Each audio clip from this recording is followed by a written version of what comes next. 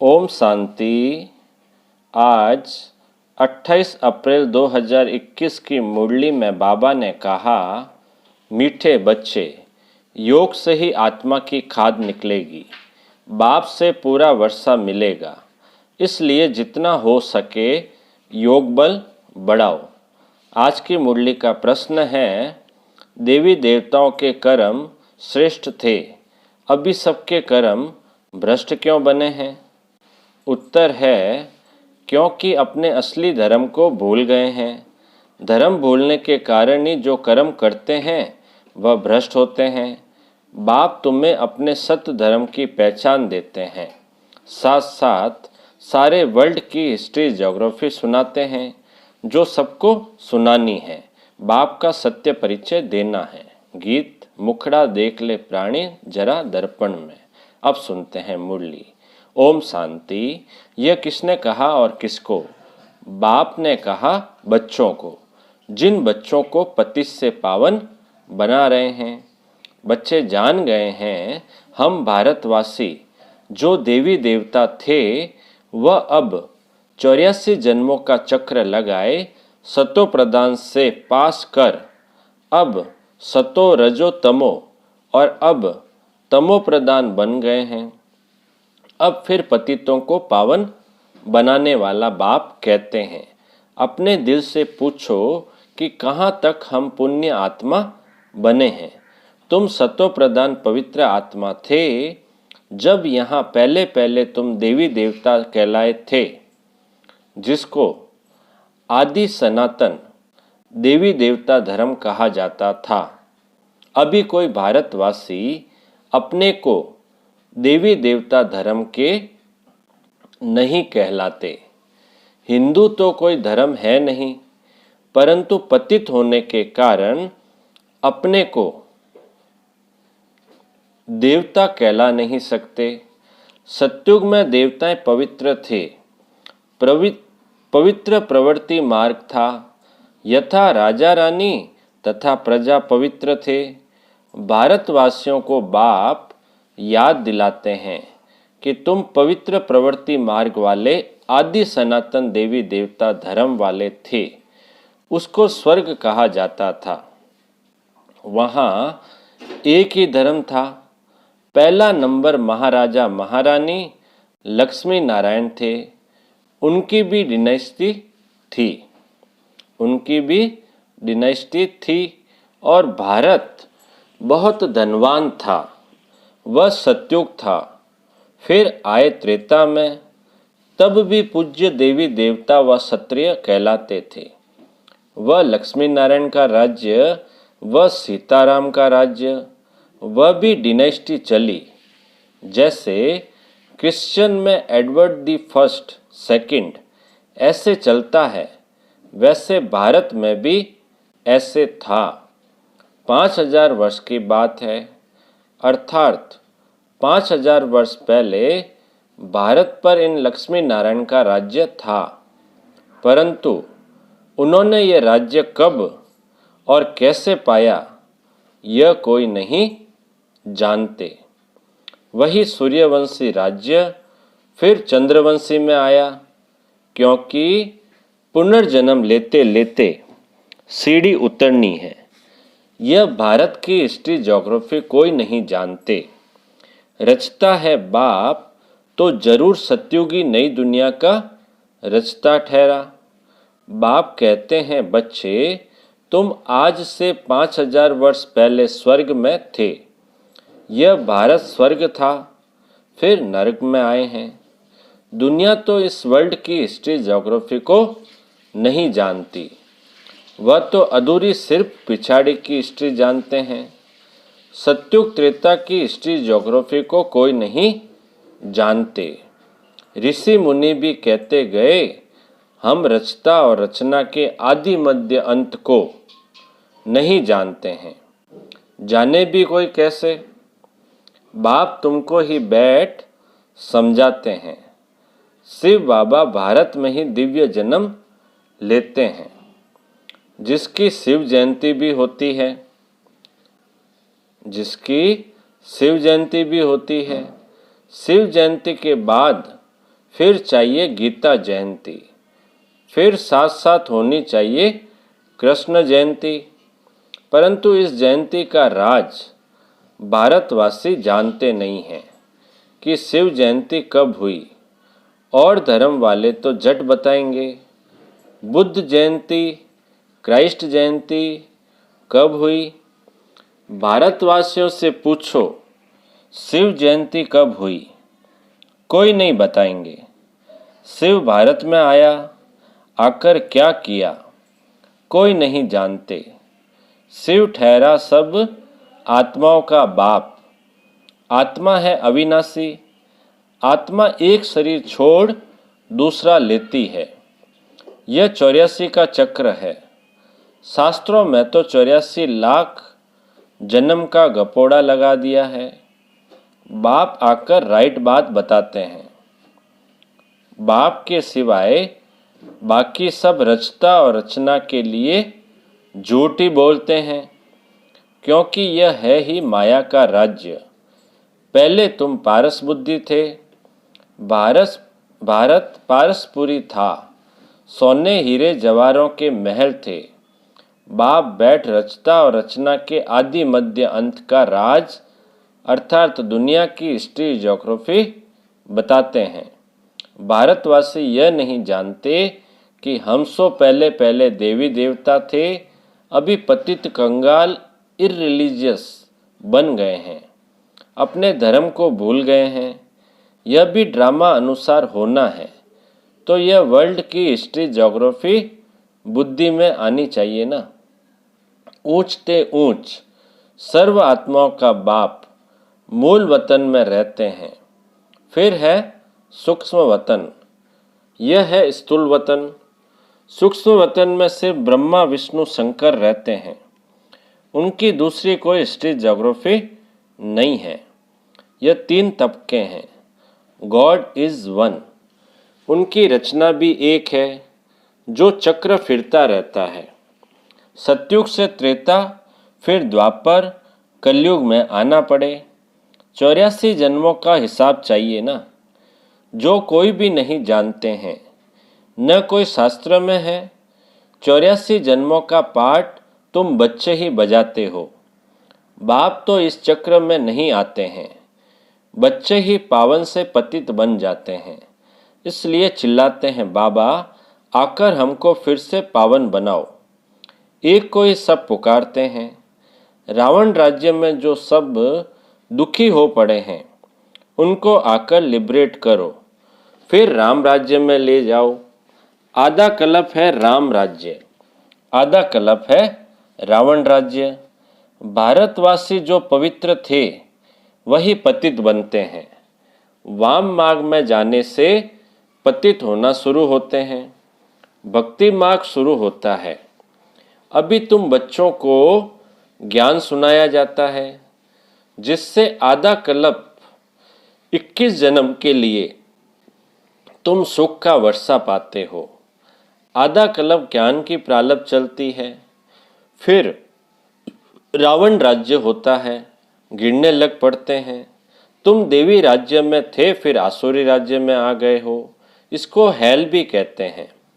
तुम हेवन में थे, फिर 84 जन्म पास कर हेल में आकर पड़े हो। वह था सुख धाम, यह है दुख धाम। 100% इंसॉल्वेंट। 84 जन्मों का चक्र लगाते वही भारतवासी पूज्य से पुजारी बन जाते हैं।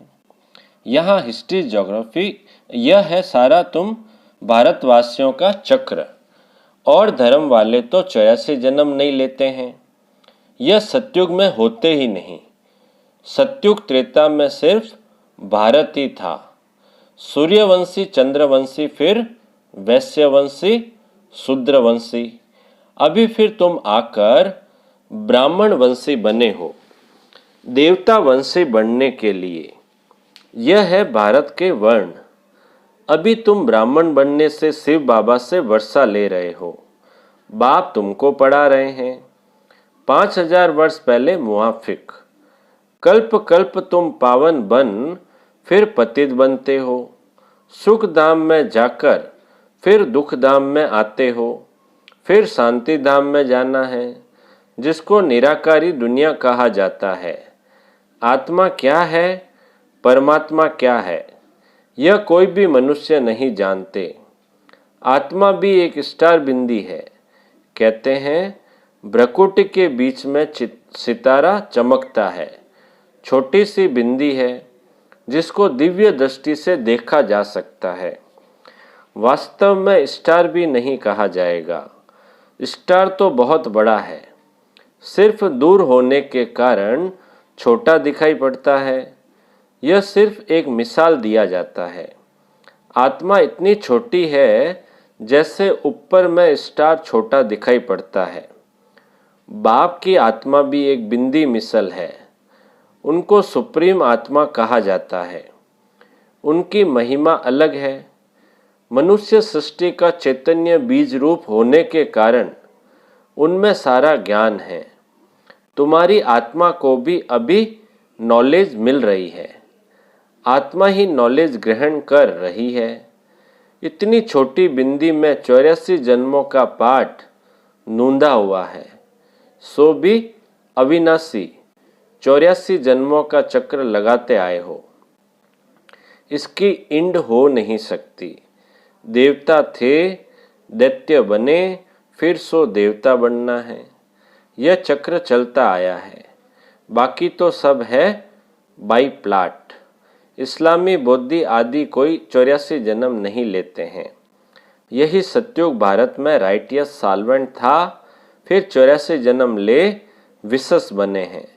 यह विशस वर्ल्ड है। 5000 वर्ष पहले प्योरिटी थी, पीस भी थी, प्रॉस्पेरिटी भी थी। बाप बच्चों को याद दिलाते हैं। मुख्य है प्योरिटी, इसलिए कहते हैं विशस को वाइसलेस बनाने वाले आओ। वही सद्गति देने वाला है, इसलिए वही सतगुरु है। अभी तुम बाप द्वारा बेगर टू प्रिंस बन रहे हो, अथवा नर से नारायण, नारी से लक्ष्मी बनते हो। तुम्हारा यह राजयोग है। भारत को ही अब बाप द्वारा राजाई मिलती है। आत्मा ही 84 जन्म लेती है। आत्मा ही पढ़ती है शरीर द्वारा। शरीर नहीं पढ़ता, आत्मा संस्कार ले जाती है। मैं आत्मा इस शरीर द्वारा पढ़ती हूँ। इसको देही अभिमानी कहा जाता है। आत्मा अलग हो जाती है तो शरीर कोई काम का नहीं रहता है। आत्मा कहती है अब मैं पुण्य आत्मा बन रही हूँ। मनुष्य देह अभिमान में आकर कह देते हैं यह करता हूँ। तुम अभी समझते हो हम आत्मा हैं, यह हमारा शरीर बड़ा है। परमात्मा बाप द्वारा मैं आत्मा पढ़ रही हूँ।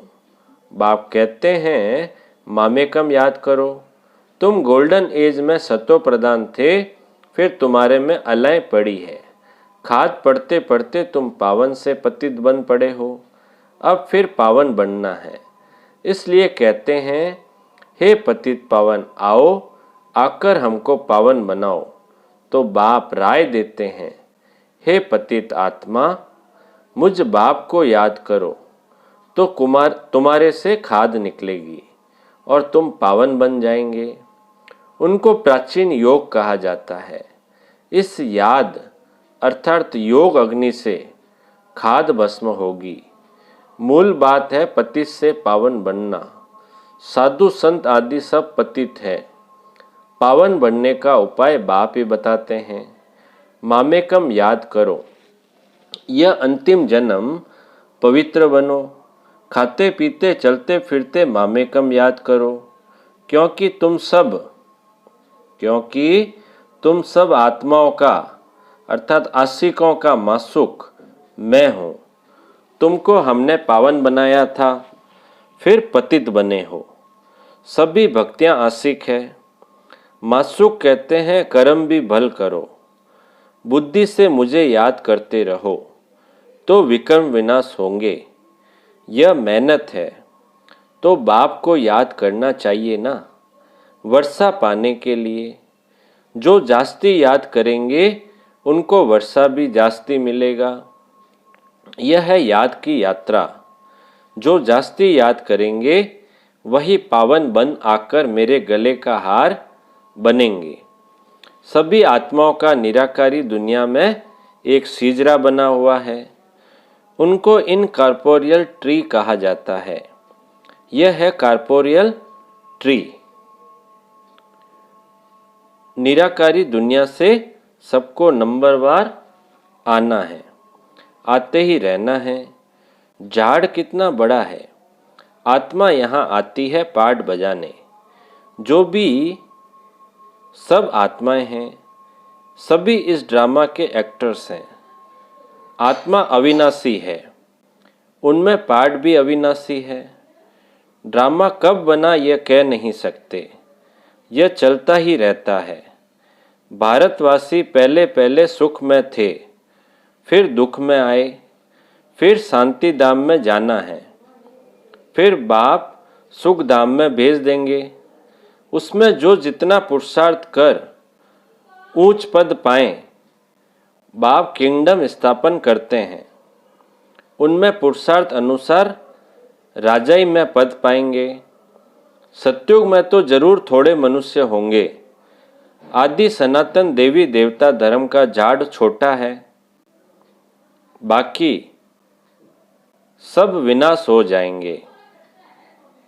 यह आदि सनातन देवी देवता धर्म स्थापन हो रहा है, अर्थात स्वर्ग के गेट खुल रहे हैं। 5000 वर्ष पहले भी इस लड़ाई के बाद स्वर्ग की स्थापना हुई थी। अनेक धर्म विनाश हो गए थे। इस लड़ाई को कहा जाता है कल्याणकारी लड़ाई। अब नरक के गेट खुले हैं, फिर स्वर्ग के गेट खुलेंगे। स्वर्ग के द्वार बाप खोलते हैं, नरक के द्वार रावण खोलते हैं। बाप वर्षा देते हैं, रावण श्राप देते हैं। ये बातें दुनिया नहीं जानती। तुम बच्चों को समझाता हूँ। एजुकेशन मिनिस्टर भी बेहद की नॉलेज चाहते हैं, सो तो तुम ही दे सकते हो, परंतु तुम हो गुप्त, तुमको पहचानते ही नहीं हैं। तुम योग बल से अपनी राजाई ले रहे हो। लक्ष्मी नारायण ने राज्य कैसे पाया सो तुम जानते हो। इसको कहा जाता है ऑस्पिशियस कल्याणकारी युग, जबकि बाप आकर पावन बनाते हैं। कृष्ण को तो सभी बाप नहीं कहेंगे। बाप निराकार को कहा जाता है। उस बाप को याद करना है, पावन भी बनना है। विकारों को जरूर छोड़ना पड़े। भारत वाइसलेस सुखधाम था, अब विशस दुखधाम है। वर्थ नॉट ए पेनी है।